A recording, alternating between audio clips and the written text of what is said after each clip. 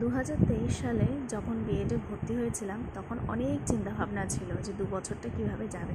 আর দেখতে দেখতে সেই 2 বছর কেটেই গেল।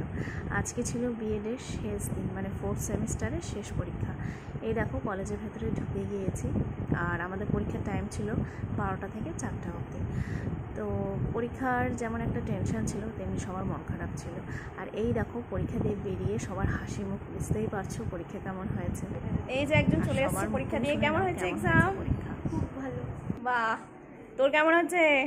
আমার খুব ভালো হয়েছে, কিন্তু খুব কষ্ট হচ্ছে যে তোমাদের সাথে আর দেখা হবে না। 2 বছর খুব সুন্দর কাটালাম, খুব মজা করলাম।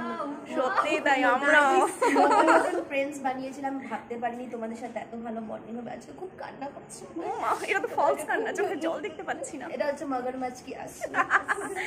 তোর কেমন হলো? ফাটাফাটি।